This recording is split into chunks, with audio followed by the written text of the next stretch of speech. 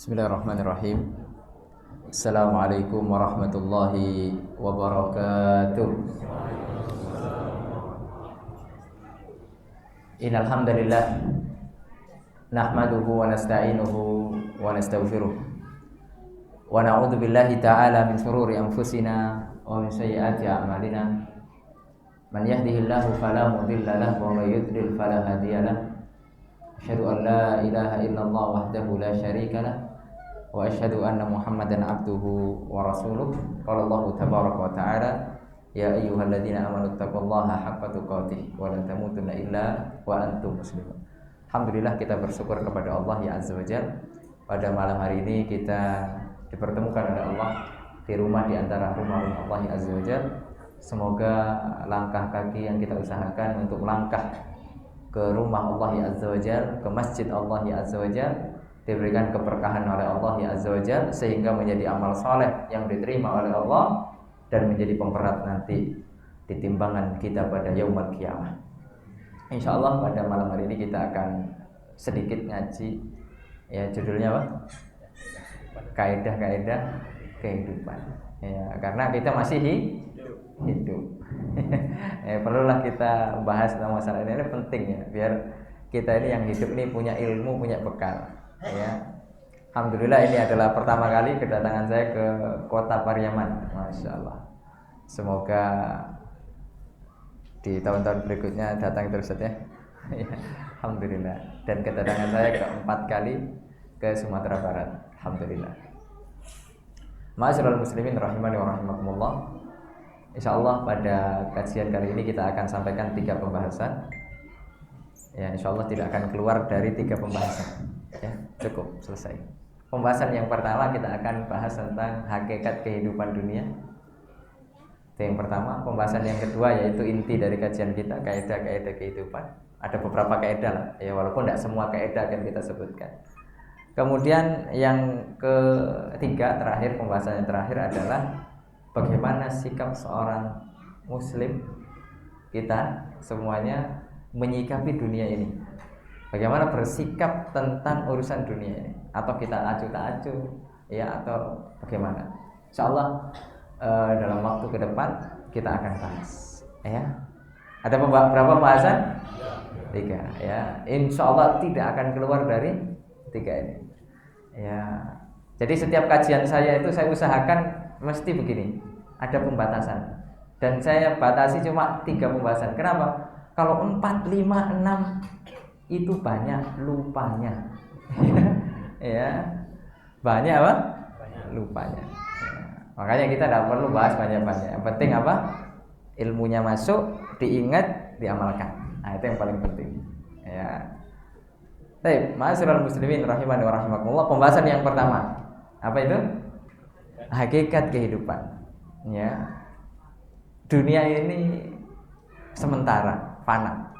Ya. Itulah hakikat kita hidup di dunia ini. Jadi kita hidup di dunia ini tidak lama, sebentar. Ya, sebentar. Ya. Akan tetapi bukan masalah sebentar atau lamanya kita hidup, bukan itu. Tapi apa yang bisa kita buat untuk agama Allah Azza wa Jalla. Ada salah seorang sahabat, hidupnya cuma 6 tahun di dalam agama Islam, tapi ketika meninggal dunia arsy-nya Allah bergetar. Siapa itu? Siapa? Sa'ad bin Mu'adz. Beliau masuk Islam usia 31. Beliau meninggal usia 37. Berapa tahun hidup? 6 tahun dalam agama. Hanya 6 tahun bisa menggetarkan arsy Allah ya azza wajalla. Ini menunjukkan bukan berapa lama kita sudah hidup, tapi apa yang sudah kita berikan dalam kehidupan ini untuk akhirat. Tidak mungkin 6 tahun kalau tidak untuk akhirat kemudian bisa menggetarkan arsy. Itu tidak mungkin. Yang menjadi pertanyaan, amalan apa yang dilakukan oleh Sa'ad bin Mu'adz? Itu tuh. Kita harus cari itu. Tapi pelajaran kita bukan sirah. Ya, itu pembahasan yang lain. Ya. Suhaib Ar-Rumi radhiyallahu anhu ketika ada ayat hijrah turun, yaitu dari kota Mekah menuju ke kota Madinah. Suhaib itu hidup di Mekah, awalnya miskin kemudian kaya. Ya biasalah namanya kehidupan. Ya kadang di atas, kadang di bawah. Ya, itu nanti ada termasuk di dalam kaidah-kaidah kehidupan pembahasan kedua. Nah, Suhaib Ar-Rumi radhiyallahu taala anhu waktu itu langsung memutuskan untuk hijrah ke kota Madinah. Ayat hijrah sudah turun. Ya, wa may yuhajir fi sabilillah yajid fil ardi muragaman katsira wasa'ah. Ya. Barang siapa yang berhijrah di jalan Allah ya Azza wa Jalla, dia akan mendapatkan tempat yang luas. Karena waktu itu kota Makkah ya sempit, dalam artian sempit apa? Ya gerak untuk menampakkan agama Islam itu ditutup-tutup. Ruang untuk kita menampakkan agama Allah ya Azza wa Jalla tertutup, dihalang-halangi oleh orang-orang kafir. Akhirnya Suhaib Ar-Rumi ingin membawa hartanya semuanya untuk hijrah ke kota Madinah. Dihalangilah, dihadang oleh orang-orang kafir Quraisy. Enggak terima mereka. Ya Suhaib, engkau kaya di sini. Kalau kamu memang hijrah, tinggalkan semua hartamu. Kalau kita jadi Suhaib, kira-kira berangkat atau balik, putar balik? Enggak boleh bawa harta loh. Gimana kira-kira? Balik ya. Karena keimanan kita tidak setebal keimanan Suhaib. Suhaib mengatakan demikian. Ya, Suhaib mengakhirnya apa? Ambil semua hartaku, saya tidak peduli. Yang penting saya bisa hijrah menyelamatkan agama saya. Akhirnya turun ayat. Wa minan nas may yasri nafsahu ibtigha'a mardatillah. Ada manusia yang membeli dirinya dengan hartanya itu untuk meraih keridhaan Allah Azza wa Jalla. Suhaib Ar-Rumi, pengorbanan. Ya, ini menunjukkan apa? Para sahabat sudah sejauh itu mereka berjalan mengharapkan akhirat. Kan kita kan manhajus salaf. Siapa salaf kita? Sahabat. Ya, itu kita yang kita contoh itu mereka itu. Ya Rasulullah SAW dan para sahabat. Ya, itu contoh saja. Ya, masih banyak sebenarnya contoh-contoh yang lain. Ini hakikat kehidupan. Bahwasanya kehidupan itu fana. Kenapa mereka kemudian mau berkorban dengan nyawanya, dengan hartanya, dengan semua jiwa raganya? Ya, karena mereka paham betul bahwasanya hidup itu hanya sebentar. Kenapa Sumayyah? Ya, kenapa Sumayyah itu kok tidak murtad? Kenapa Sumayyah kok tidak murtad? Padahal kalau dia murtad, dia tidak jadi ditusuk oleh Abu Jahal. Tidak jadi disiksa dia, dibebaskan dia. Kenapa kok dia memilih bertahan? Karena Sumayyah yakin betul dunia ini sementara. Rasa sakit yang akan dia rasakan sebentar saja. Habis itu apa? Mati. Setelah mati apa? Kebahagiaan selama-lamanya di surga. Kalau dia mati di atas tauhid dan Islam dan sunnah. Itu mereka sudah paham sampai setitik itu tentang makna hakikat kehidupan itu. Begitu juga dengan keluarga Yasir, disiksa dengan begitu kejamnya oleh orang-orang kafir Quraisy. Nabi Muhammad SAW ketika itu belum bisa berbuat apa-apa, sampai hanya dikatakan kepada mereka, "Sobron ya ala Yasir fa inna mau'idakumul jannah." Sabar wahai keluarga Yasir, nanti kalau kamu sabar istiqomah mati tempatmu di surga. Masyaallah. Oleh karenanya Allah Subhanahu wa taala mengatakan tentang hakikat dunia ini. Ya, kalau kita baca Al-Qur'an ya. Makanya kita ini umat Islam ya minimal harus baca Quran. Jangan Al-Qur'an itu hanya kita kenal ketika Ramadan. Setelah Ramadan dimasukkan lemari, ilal liqa, ya Ramadan tahun depan. Ma'as salama, dadah. Jangan baca setiap hari. Ya. Kita punya HP, install Al-Qur'an. Install Al-Qur'an. Karena kita sekarang ini megang HP 24 jam. Kapan kita enggak megang HP? Bahkan saat tidur pun HP-nya dipegang. Tapi gini. Ya, subhanallah. Saking tidak mau lepas kita. Enggak ada masalah, tapi yang dibaca Al-Qur'an, yang dibaca hadis-hadis Nabi Muhammad SAW, dibaca buku-buku, jangan hanya baca WA atau jangan hanya baca apa?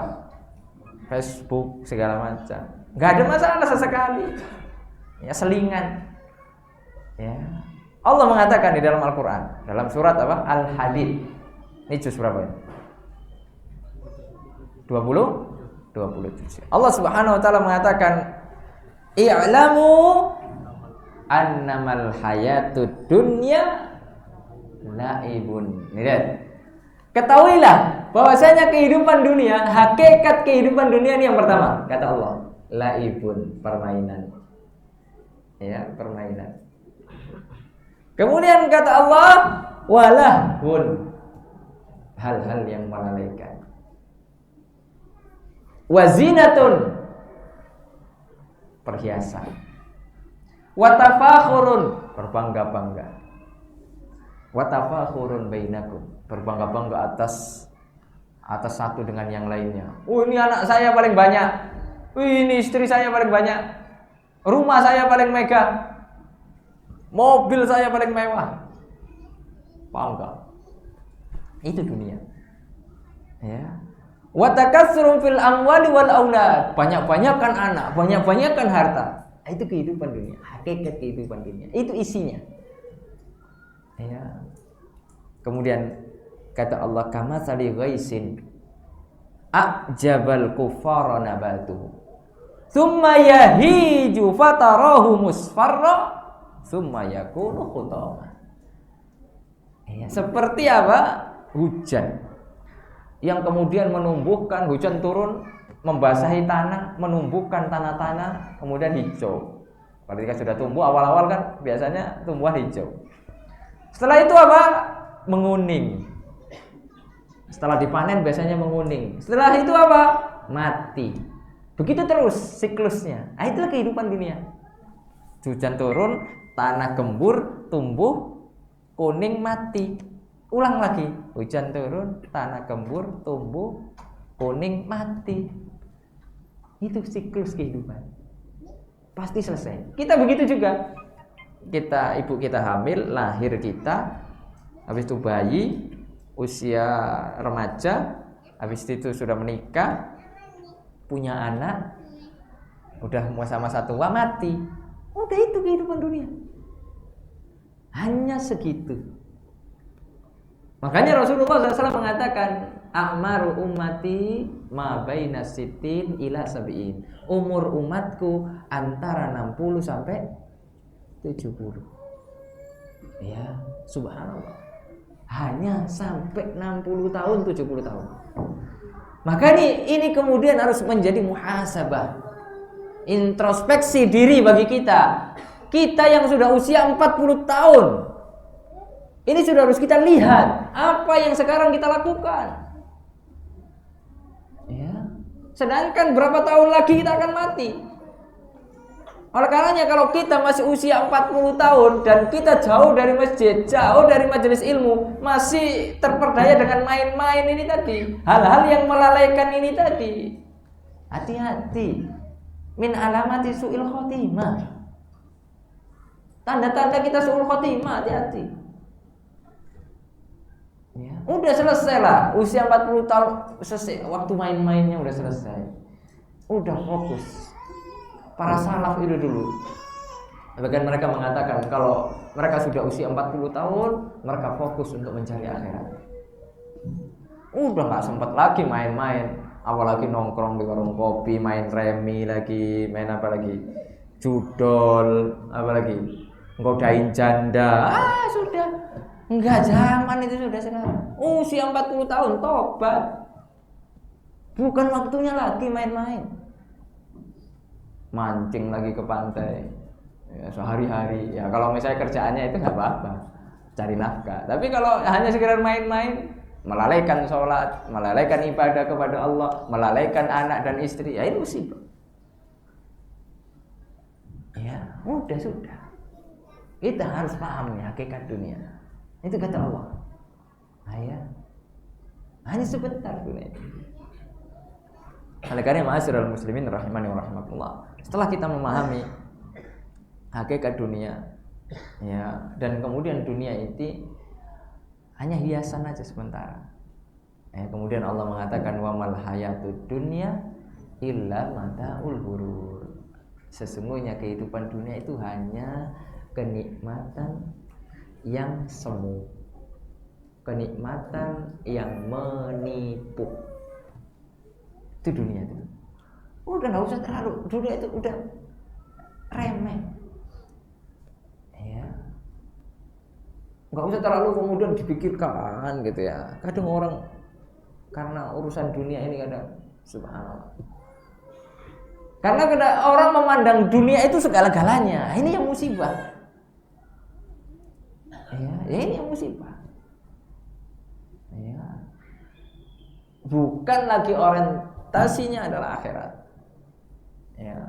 Oleh karena kita yang terutama yang sudah ngaji, ya ini harus mindsetnya kita ubah. Makanya nanti pembahasan ketiga kita akan membahas sikap bagaimana kita menyikapi dunia ini. Ya, apakah kita acuh tak acuh, kemudian kok ya usus kalau kayak gitu nggak usah kerja, malas saya tidur di rumah, penting jamaah. Apa gitu benar nggak? Ya nggak benar juga. Ya nanti ada pembahasannya insyaallah. Nah itu selesai sudah pembahasan kita yang pertama. Ya hakikat apa? Kehidupan dunia. Ya apa hakikat kehidupan dunia? Permainan. Apa lagi? Kelalaian. Apa lagi? Perhiasan, ya berbangga-bangga, banyak-banyakan. Nah itu dunia itu sudah. Ya, makanya subhanallah para sahabat itu bukan berarti mereka itu anti dunia, enggak. Para sahabat itu kaya. Banyak di antara mereka itu al-asyara mubasysyiruna bil jannah, ada 10 sahabat yang dijamin masuk surga. Hampir 90% itu sahabat-sahabat kaya semua. Ya, Abdurrahman bin Auf, Sa'ad bin Abi Waqqas, Abu Bakar Siddiq, Utsman bin Affan, itu orang kaya itu, topnya sahabat itu. Tapi kekayaan mereka tidak sampai ke hati mereka, nggak sampai. Dunia mereka hanya di tangan. Makanya ketika ada panggilan jihad, panggilan infak di jalan Allah, mudah mereka mengeluarkannya. Karena dunia mereka hanya di tangan. Kalau kita kan nggak punya harta sudah dimasukkan dalam hati. Betul-betul diikat dalam hati. Ya, kalau ada proyek-proyek kebaikan, enak aja minta-minta. Ya, kita cari siang malam susah. Wah, itu dia. Karena itu dunia udah masuk dalam hatinya. Dan itu menjadi tabiat manusia. Apa kata Allah di dalam Al-Qur'an? Innal insana khuliqa halu'a. Sesungguhnya manusia itu diciptakan suka mengeluh. Keluh kesah. Ya, makanya kalau kita punya istri suka mengeluh, alhamdulillah Pak. Berarti istri kita manusia. Berarti bukan malaikat Pak. Ya, begitu juga ibu-ibu punya suami suka mengeluh, alhamdulillah Bu. Suaminya masih manusia. Ya, sudah syukur aja.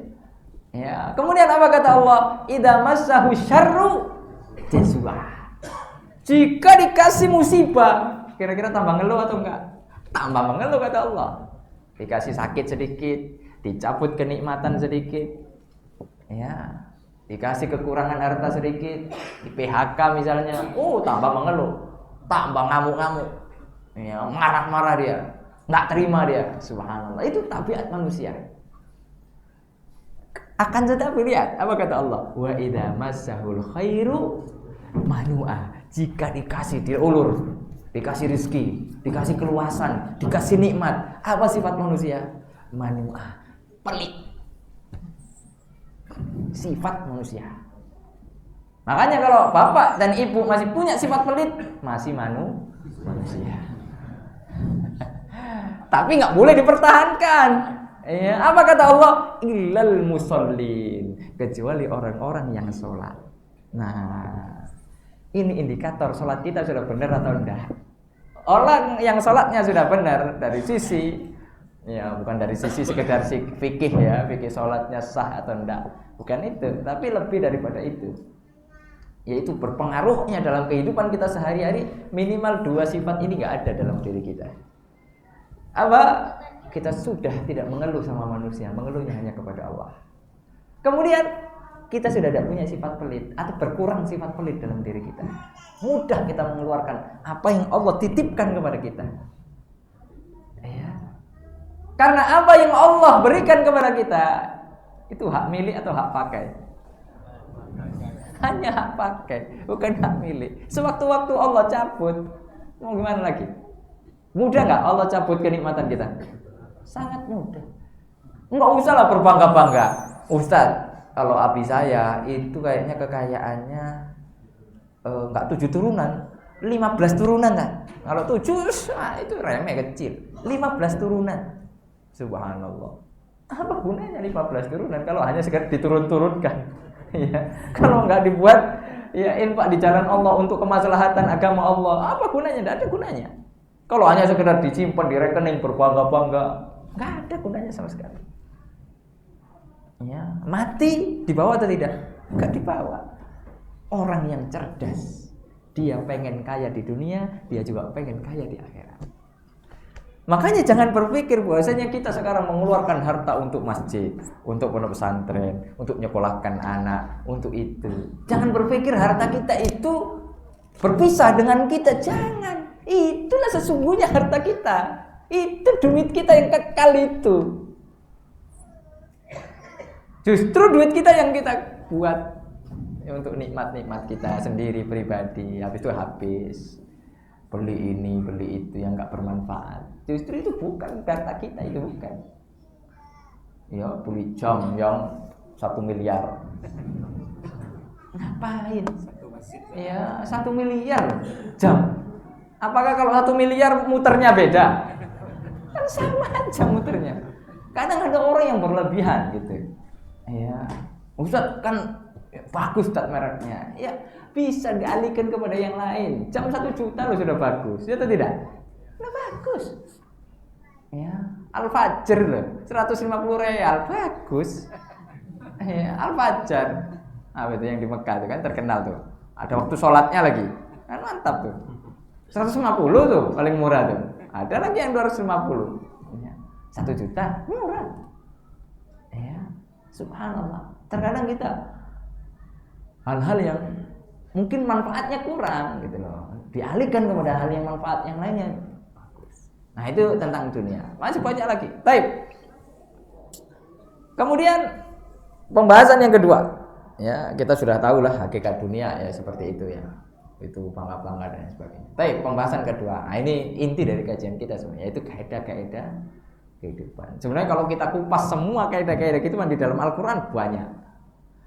Ya, antum bisa dengarkan kajiannya Ustadz Dr. Firanda, itu beliau kupas semuanya. Tapi kalau sini saya sekarang bawakan yang singkat aja. Ya, kenapa? Ya biar antum nggak lupa gitu loh. Ya, karena kadang kita ini mendengar, ya, habis itu berdiri itu sudah lupa. Karena kita bukan Imam Syafi'i. Kalau Imam Syafi'i itu cepat hafal, susah hilang. Ya, cepat ngafalnya, lupanya susah, nggak lupa-lupa. Kalau kita susah ngafal, cepat hilang. Makanya kita butuh bawa catatan. Makanya yang nggak bawa catatannya Imam Syafi'i berarti. Kemungkinan ya, kemungkinan. Wallahu a'lam Imam Syafi'i beneran atau kawi. Oleh karena, insya Allah. Nah, itu alasan aja. Baik. Ayo kita bahas yang pertama. Baik. Kaidah yang pertama. Nah, kita akan sampaikan 3 kaidah saja. Ya, 3 kaidah saja. Kaidah yang pertama, sifat dasar manusia itu cinta dunia. Itu sifat dasar manusia. Ya. Dan ini kita tidak bisa mengelak sudah. Ya, karena yang mengatakan Allah. Kan yang menciptakan kita siapa? Allah. Yang mengatakan manusia itu cinta dunia ya Allah. Jangan kemudian kalau anak enggak begitu. Pasti. Ya. Jadi kita semua kena gitu loh. Karena kita manusia, kecuali kita malaikat, bukan manusia ya nggak kena. Apa kata Allah di dalam Al-Qur'an? Ya, wa tuhibbunal mala hubban jamma. Manusia itu suka dunia, suka harta, bukan hanya sekedar suka, sukanya kebangetan. Hubban jamma lagi. Dalam ayat yang lain, Allah mengatakan wa innahu lihubbil khairi lasyadid. Bayangkan tuh. Manusia itu suka cinta kepada harta dengan kecintaan yang dahsyat. Lasyadid kata Allah ya. Ini menunjukkan kita ini cinta dunia, cinta harta. Kalau mau dites nggak? Kadang kita ini, kalau anak sih insya Allah enggak Ustaz ya. Ini loh, ada uang 100 juta, mau enggak antum? Mau atau tidak? Itu cinta dunia sudah. Jangankan antum, saya juga mau. Itu, ya subhanallah. Nggak ada masalah cinta dunia, tapi jangan kebangetan. Tapi nanti itu, makanya nanti kita bahas sikap kita terhadap dunia. Karena dunia juga perlu. Ya, kita bukan anti dengan dunia, tapi kita mengingatkan bahaya cinta dunia yang berlebihan. Akhirnya apa? Cinta dunia yang berlebihan ini akhirnya membutakan. Pak, jangan berpikir antum orang-orang korupsi itu orang-orang miskin kan? Orang kaya atau orang miskin? Kenapa kok dia korupsi? Cinta dunia. Dan antum kemudian jangan kemudian mengolok-olok. Karena kenapa? Belum tentu antum kuat. Kalau di posisi mereka, ayo. Iya atau tidak? Antum sekarang nggak bisa korupsi karena belum ada kesempatan. Kita akan diuji loh. Ya, gatel Pak, tangan megang uang 1 triliun loh. 1 triliun banyak atau tidak? Saya aja belum pernah lihat Pak. Atau mungkin kita semua nggak pernah lihat loh. Kalau kita korupsi 300 juta, ketahuan atau enggak? 1 triliun. Apalagi istrinya mendukung, aduh mas pengen Innova baru mas. Iya, itu sudah awalnya boleh korupsi. Kalau sudah istri yang minta susah, iya kan? Kadang-kadang kita suami-suami takut istri, ya atau tidak? Subhanallah. Ya. Akhirnya apa? Itulah. Jangan berpikir mereka orang miskin kekurangan harta, tidak. Karena kecintaan mereka terhadap dunia luar biasa. Dan kita juga nggak bisa kemudian kita pasti selamat. Nggak juga, nggak ada jaminan. Makanya semua potensi terfitnah dengan harta sama. Nggak ustadznya, nggak jamaahnya yang udah ngaji. Ya, apalagi orang awamnya, pejabatnya, semua potensi kena fitnah harta. Makanya Rasulullah SAW mengatakan dalam sebuah hadis, Inna likulli ummatin fitnah wa fitnatu ummati al-mal. Setiap umat ada fitnahnya dan fitnah umatku adalah fitnah harta. Skala sahabat saja, sahabat. Ini kita nggak bicara kita ya, sahabat. Ini hanya untuk ibrah. Tapi sahabat sudah diampuni oleh Allah. Cerita ini diabadikan oleh Allah di dalam Al-Quran untuk dijadikan ibrah. Sekelas sahabat terfitnah dengan harta. Masih ingat nggak kita perang Uhud? Apa sebab umat Islam ketika itu diserang? Apa sebabnya? Melihat apa mereka?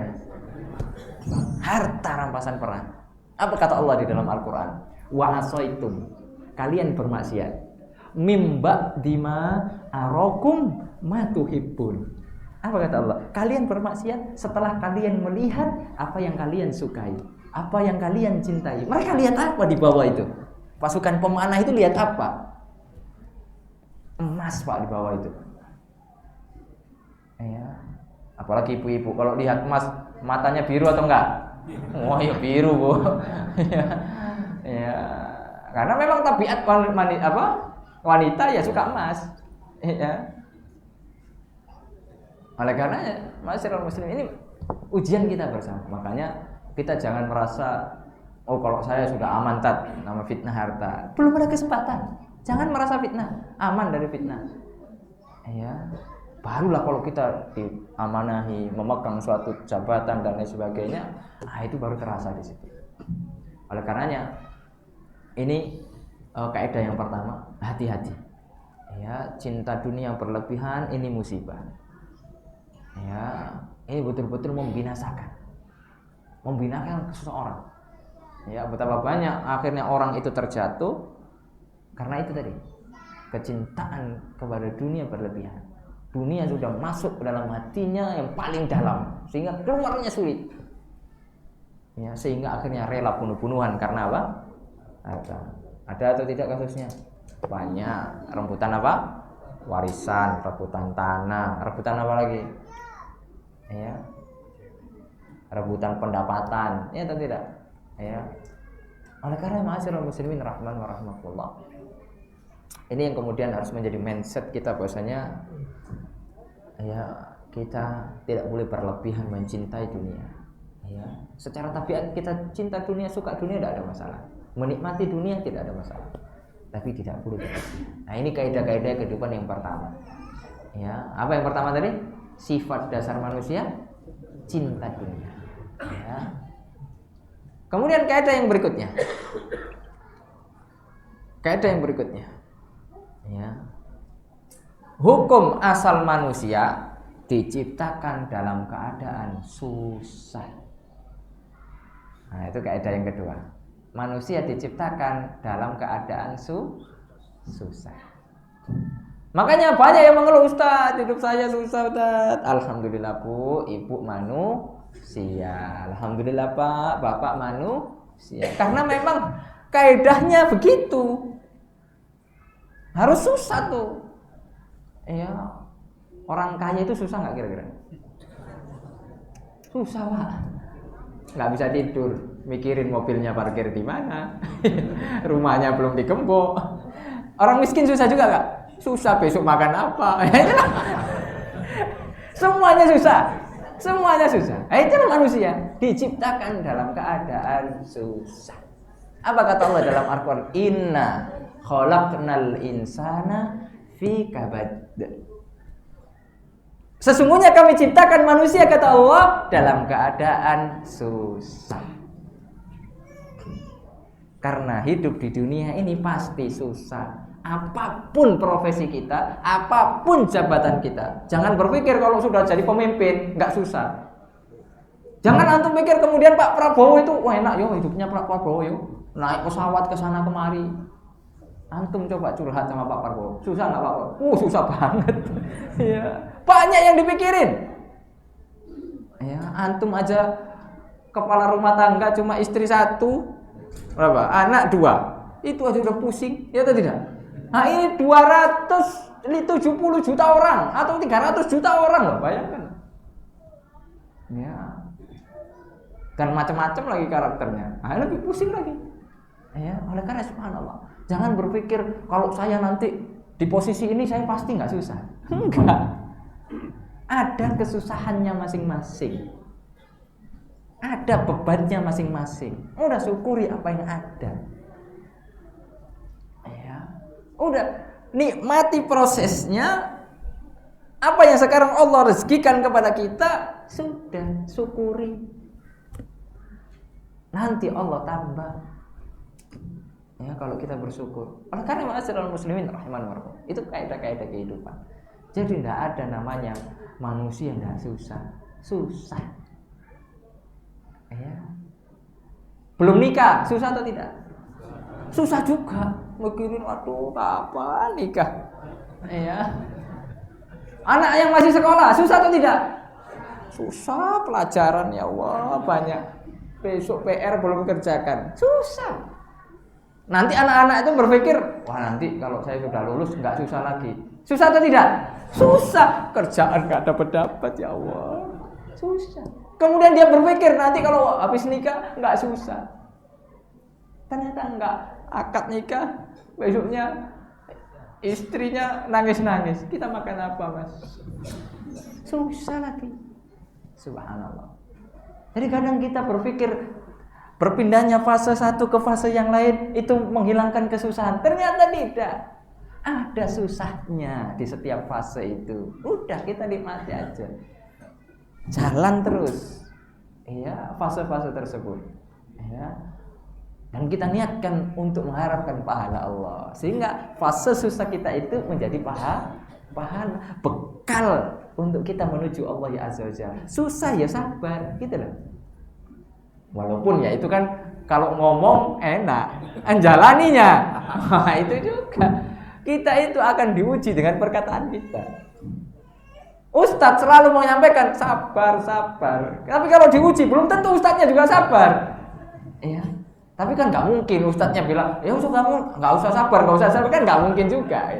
Ya, kita sama-sama. Makanya nasihat ini juga nasihat untuk ustadz pribadi, untuk kita pribadi, karena kita manusia. Dalam menjalani hidup itu begitu. Kadang kita sudah ada ilmunya, tapi untuk aplikasi, untuk menerapkannya itu juga butuh hidayah lagi. Butuh hidayah lagi dari Allah ya Azza wa Jalla. Makanya kita terus minta taufik, ya Allah berikanlah kemudahan. Ya Allah berikan kemudahan untuk mengamalkan ilmu itu. Ya. Bisa. Belum. Oh, konslet ya. HP ya. Lanjut ya. Belum selesai. Udah Isya ya. Kita sampai Isya ya. Adzan dulu. Langsung sholat. Gitu. Tapi nanti lanjut. Hah? Pada Isya sedikit. Oh ya. Siap. Kaidah yang berapa tadi? Kedua. Baik. Udah selesai. Nah sekarang kaidah yang terakhir. Nah, sebenarnya masih banyak ya. Kita bahas 3 aja. Yang penting itu apa? Ingat. Ya. Jangan sampai nanti ditanya. Misalnya lagi nggak bawa istri. Bang, tadi kajiannya apa bang? Nah itu lo rekaman ada streaming. Ditanya kajian kok streaming gimana ini? Ya itu kan berarti apa? Nggak ingat gitu loh. Kalau kita ingat kan, nah kita sampaikan. Nah tadi Ustadz nyampaikan tuh kaidah-kaidah kehidupan tuh perhatikan tuh pertama manusia cinta dunia. Kamu jangan cinta dunia ya. Jangan kayak gitu juga gitu loh. Kadang kita itu kalau dapat kajian itu semangat untuk nge-share ke orang lain, sedangkan diri kita kok nggak berkaca gitu loh. Nah itu kadang itu penyakit kita, semangat untuk nembak orang, sedangkan dirinya sendiri nggak ditembak gitu loh. Apalagi yang ditembak istrinya, kesempatan gitu loh.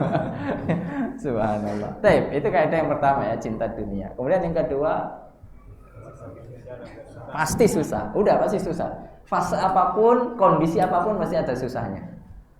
Nah, kemudian kaidah yang ketiga, tidak ada di dunia ya, tidak ada susah abadi, tidak ada nikmat abadi. Nah, itu dunia itu. Udah ingat aja kaidah itu. Tidak ada senang abadi, tidak ada susah abadi. Pasti ada fasenya. Ada saatnya senang, ada kalanya susah. Jangan terus merasa berada di atas angin, jangan.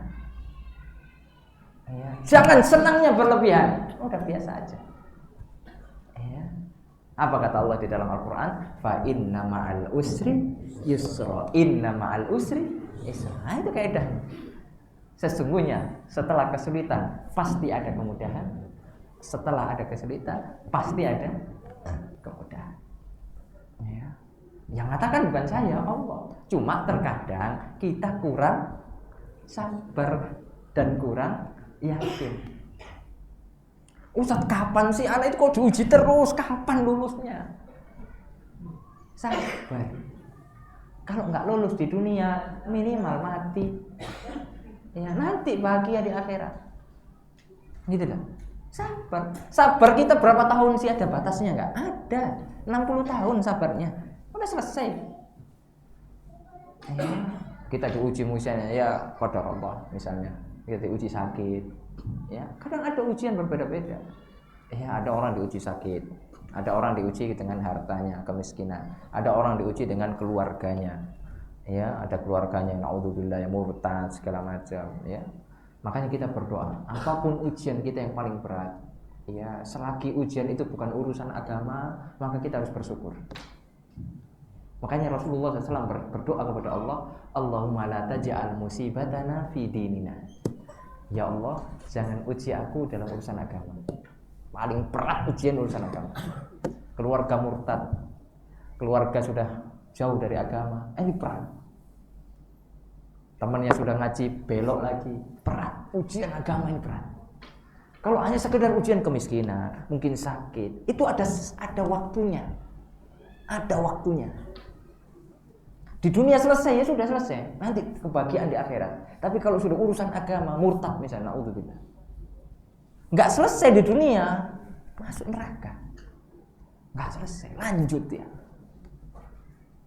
Oleh karena itu yang kemudian harus kita berdoa kepada Allah. Ujian apapun, kita katakan kepada istri kita katakan kepada anak-anak kita, nah, ujian apapun yang menimpa kita, selagi itu bukan ujian urusan agama, nah, itu ringan, kita hadapi, sabar. Kita berusaha, misalnya sakit ya berobat pelan-pelan. Misalnya yang kita diuji dengan kemiskinan, ya sudah berusaha cari kerja, bikin usaha ini dan itu. Ya. Tapi kalau urusan agama ini yang paling berat. Ayo kita berdoa, nak, ya, istri kita berdoa terus kepada Allah. Allahumma la taj'al musibatana fi dinina. Ya Allah, jangan jadikan musibah kami urusan agama kami. Kalau urusan agama ya Allah jaga ya Allah. Bisa istiqomah. Mati di atas tauhid. Itu kebahagiaan luar biasa. Itu yang kita nanti-nanti, itu yang kita cari. Ya. Oleh karena ma'asyiral muslimin rahimani wa rahimakumullah, itulah kaidah yang keberapa tadi? Ketiga. Apa itu?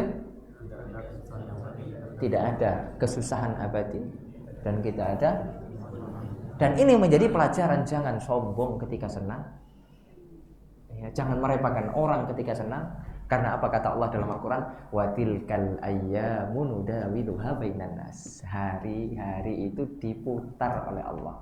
Bahasa orang Indonesia, roda bisa jadi antum sekarang kaya, nggak tahu 20 tahun ke depan. Bisa jadi antum yang miskin. Antum meremehkan orang, zalim sama orang. Bisa jadi antum diperlakukan dengan perlakuan yang sama. Karena 20 tahun sebelumnya antum memperlakukan orang demikian. Roda berputar. Ya, hati-hati. Ya, ketika kita diberikan nikmat oleh Allah ya Azza wa Jalla, sedang di atas, nikmat sehat, nikmat diberikan kekayaan, nikmat ini dan itu, rendah hati, tawadhu, jangan sombong, ya, tetap low profile, ya, sehingga apa?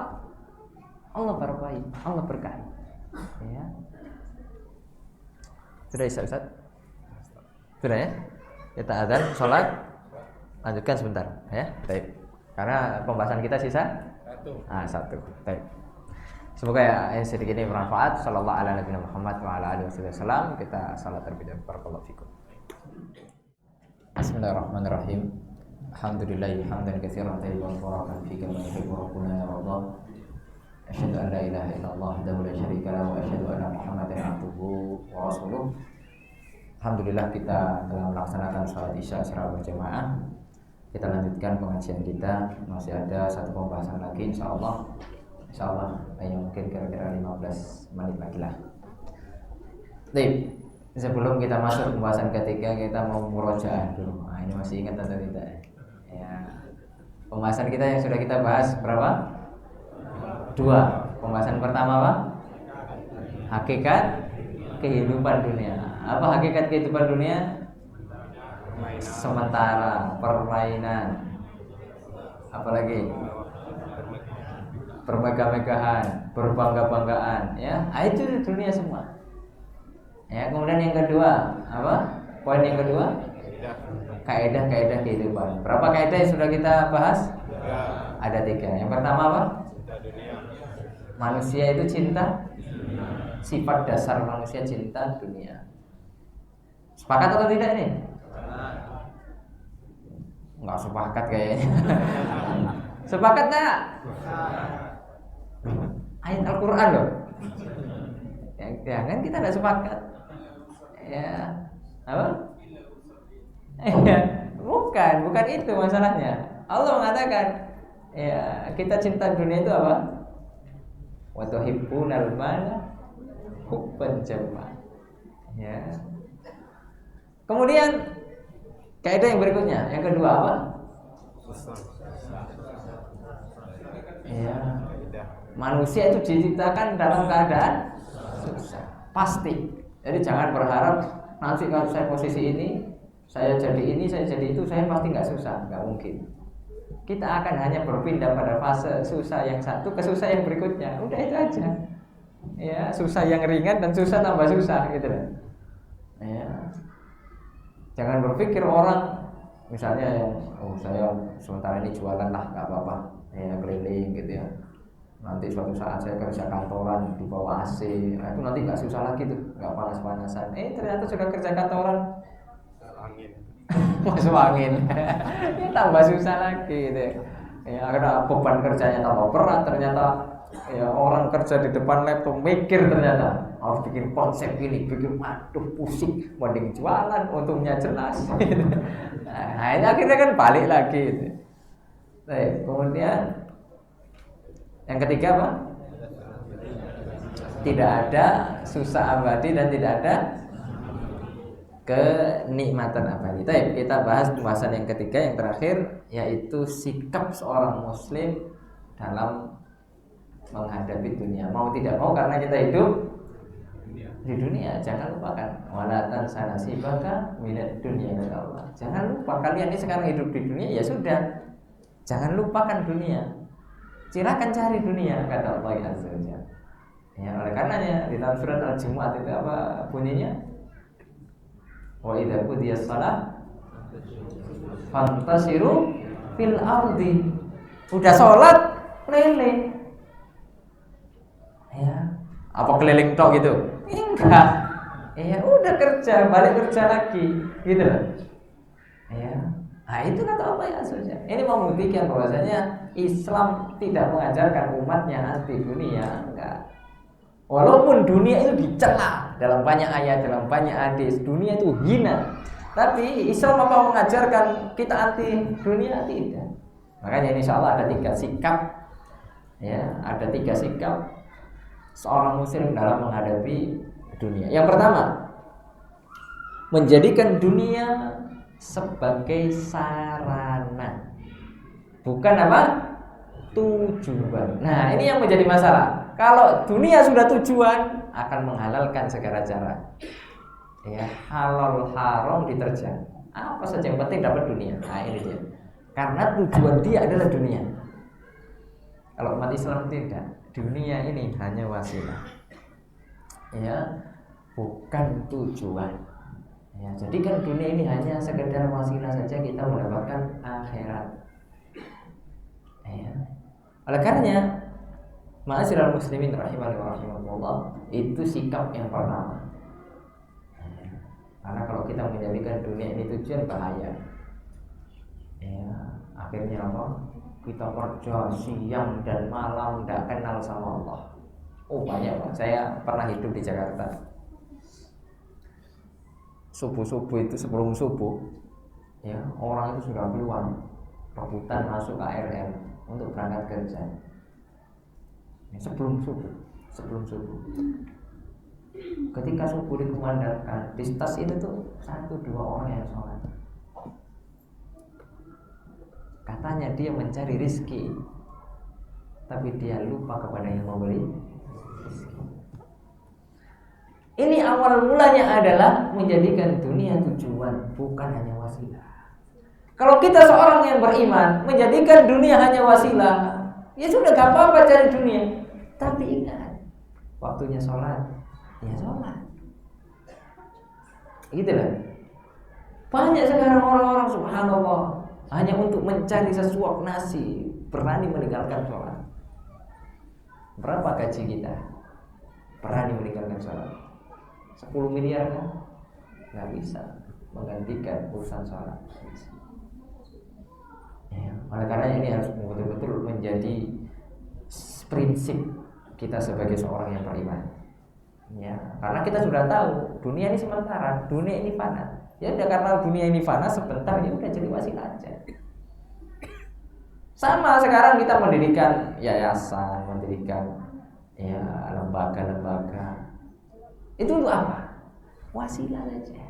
Tujuannya apa? Dakwah tersampaikan. Tapi kalau itu menjadi tujuan, yayasan menjadi tujuan, lembaga menjadi tujuan, akhirnya apa? Ya, al-wala wal boroknya di atas yayasan, di atas dunia, di atas lembaga itu, bukan lagi urusan Islam yang dibawa-bawa. Akhirnya apa? Menjadi fitnah. Nah, itu banyak yang terjadi. Itu sikap yang pertama. Kemudian sikap yang berikutnya, mencari dunia seperlunya. Kita ini perlu dunia kan? Perlu. Perlu makan? Bukan. Perlu minum? Perlu. Perlu rumah? Perlu. Nggak apa-apa, cari. Perlu naik haji? Perlu nggak? Ya perlu. Perlu umroh? Ya perlu.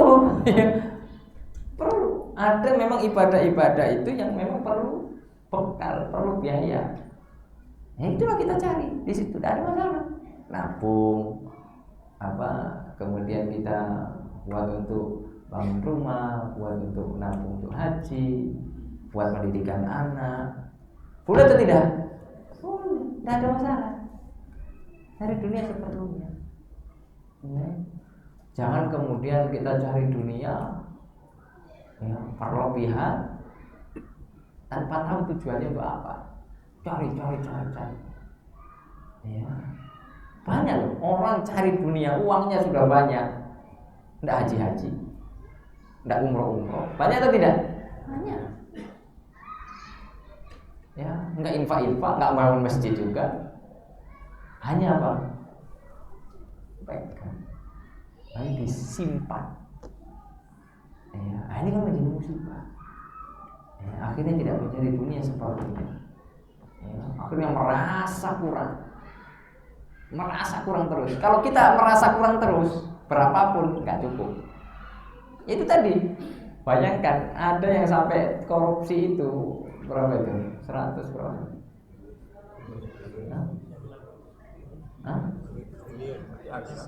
Payahlah itu semuanya. Banyak. Kita juga susah, nggak lihat juga duitnya. Payah urusannya orang itu.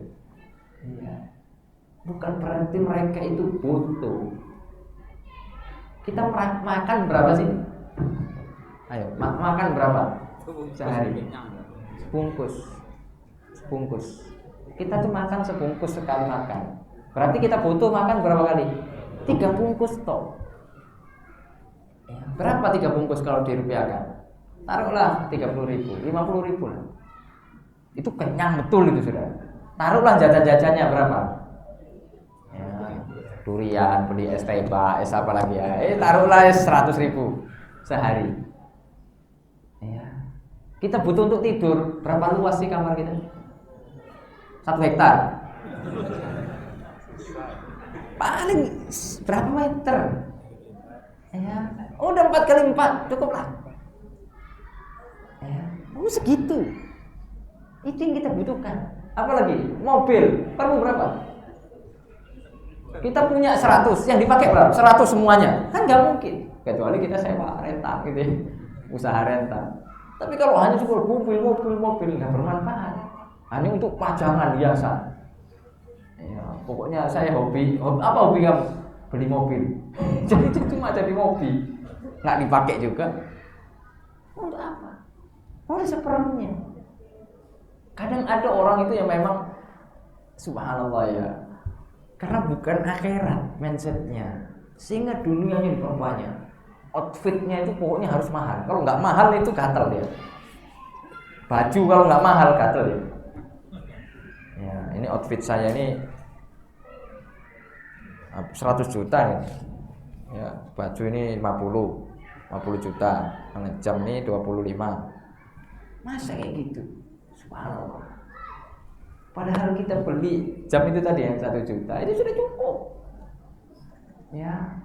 Baju beli yang biasa aja. 1 juta kira-kira udah bagus nggak? Udah bagus. Sama aja baju yang 1 juta sama yang 10 juta sama. Kalau kena keringat bau, sama atau tidak? Sama.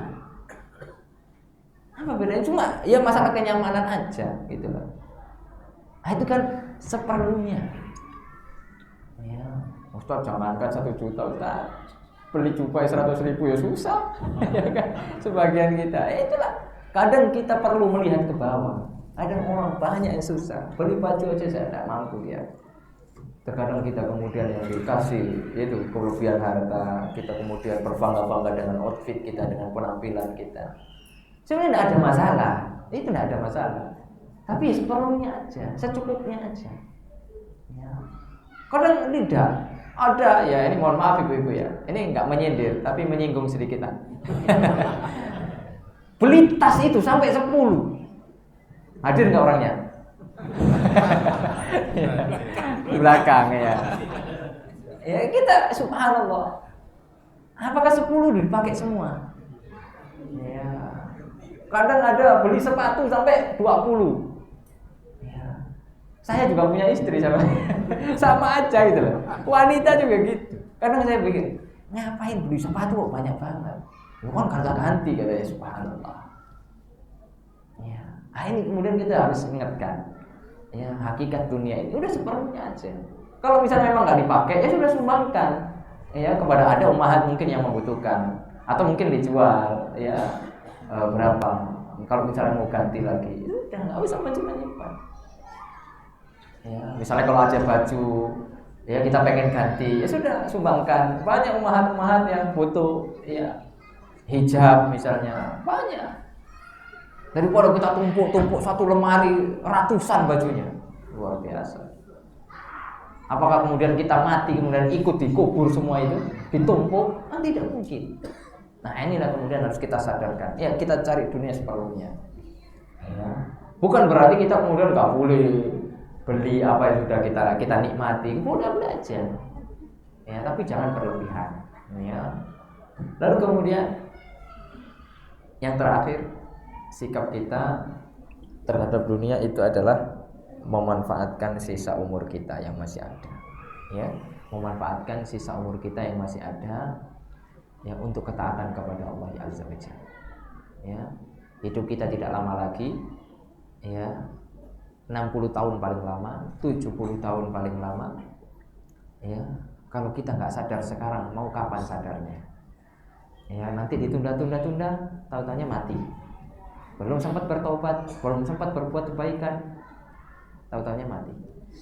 Ya, makanya inilah 3 sikap sebagai seorang yang beriman dalam memandang dunia ini, dalam menyikapi dunia ini. Ya, yang pertama apa? Jadikan dunia sebagai sarana. Dunia hanya bukan apa?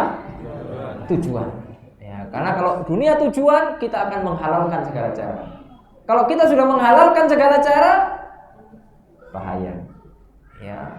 Berapapun manusia itu kalau dikasih 1 gunung emas, puas nggak? Nggak puas, pengen emas yang berikutnya, pengen 1 gunung emas lagi, udah 2, pengen lagi. Subhanallah, itu sifat manusia. Ya, tabiat manusia begitu. Ya, oleh karena jadikan dunia ini hanya sarana saja untuk meraih keridhaan Allah Azza wa Jalla. Makanya dunia itu hanya di tangan, letakkan dunia itu di tangan saja. Ya. Kapan Allah ambil dunia itu yang Allah titipkan kepada kita, udah. Ya sedih, tapi nggak berlebihan. Udah selesai. Kemudian yang kedua apa? Mencari dunia seperlunya. Apa yang kita perlukan? Ya, apa yang kita perlukan? Ya. Udah. Untuk ibadah, kita cari dunia ini, kita niatkan untuk ibadah, bekal ibadah kepada Allah. Bekal pendidikan anak-anak, investasi akhirat. Ya. Jangan udah disimpan-simpan, apalagi kita punya anak, udah masukkan pondok pesantren, biayai kalau kita mampu. Karena itu yang kekal loh. Jangan pernah hitung-hitungan dengan pendidikan anak. Jangan pernah hitung-hitungan. Kenapa? Karena itu kembalinya kepada kita, bukan kepada pondok, bukan.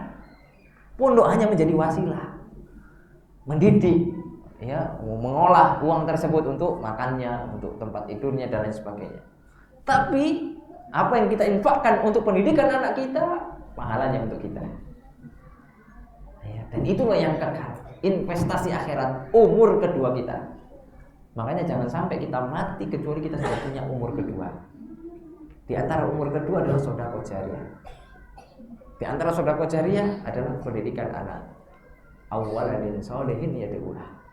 Ya. Baik, kemudian yang terakhir apa? memanfaatkan sisa waktu. Memanfaatkan sisa waktu untuk apa? Ketaatan kepada Allah. Baik, semoga yang sedikit ini bermanfaat. Semoga Allah ya Azza wa Jalla memberikan keberkahan kepada kita semuanya. Semoga kita bisa bijak dalam menyikapi kehidupan dunia ini. Semoga kita kuat dalam menjalankan kehidupan dunia ini, sabar, istiqomah sampai kita diwafatkan oleh Allah ya Azza wa Jalla. Ya, barakallahu fikum. Kurang lebihnya mohon maaf ya kalau ada kata-kata yang salah, kalau ada kata-kata yang menyindir ya, bukan menyindir ya, kita saling tanasuk, saling memberikan nasihat, semoga menjadi kebaikan bersama-sama. Ya, jazakumullahu khairan kepada DKM, panitia, ya masjid apa? Al-Ikhlas dan pondok pesantren Ibnu Abbas Kota Pariaman. Ya, semoga insyaallah bisa kesini kembali di waktu-waktu berikutnya. Jazakumullahu khairan wa barakallahu fikum. Subhanakallahumma bihamdika asyhadu an la ilaha illa anta astaghfiruka wa atubu ilaik. Wassalamualaikum warahmatullahi wabarakatuh.